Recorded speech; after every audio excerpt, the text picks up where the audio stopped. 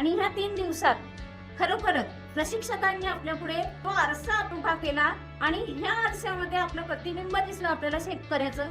शेतकरी कशा पद्धतीने शेती करत होता आणि त्याचं उत्पादन का घटत होतं. सामान्य शेतीकडून जर स्मार्ट शेतीकडे गेलो तर नक्कीच आपल्या उत्पादनात वाढ होणार आहे.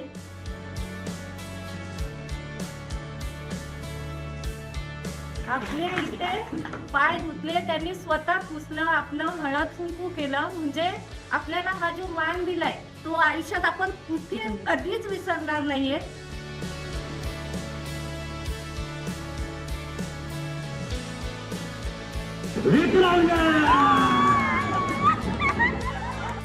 प्रशिक्षण घेत असतानाच मला असं त्या जुन्या शेतीच्या आठवणी होत होत्या.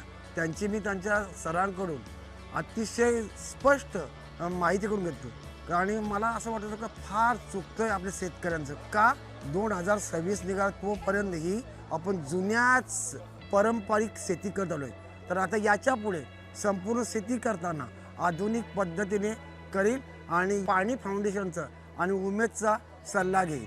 गावामध्ये शेतीविषयी आता सध्या तरी यंग पिढी, त्या नवीन तरुण किंवा नवीन जे लग्न झालेल्या मुली आहेत त्यांना शेतीविषयी आवड नाही आहे. पण जर पाणी फाउंडेशनच्या जे आम्हाला इथं शिकवले ते जाऊन त्यांना जर आम्ही गटाच्या मीटिंग घेऊन त्यांना जर काय शेतीचं हे महत्त्व पटवून दिलं तर ते नक्कीच त्यामध्ये सहभागी होतील. आणि जसं ह्या प्रशिक्षणामध्ये आपल्याला झूम मीटिंगद्वारे डायरेक्ट आपल्याला शास्त्रज्ञांद्वारे आपल्याला त्या पिकाचं काय प्रॉब्लेम आला आहे ते सोल्युशन पण मिळू शकतं. ही एक खूप छान माहिती मिळाली.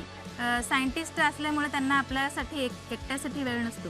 जर या प्रशिक्षणाच्या माध्यमातून आपण गट केले आणि गटाच्या माध्यमातून आपल्याला जर व्हिडिओ कॉल येत असेल आठवड्यातून एकदा तर हे खूपच चांगली गोष्ट आहे. आमच्या महिला शेतकरी असो किंवा पुरुष शेतकरी असो, एकत्र जर आलो तर आपण फार पुढे जाऊ शकतो.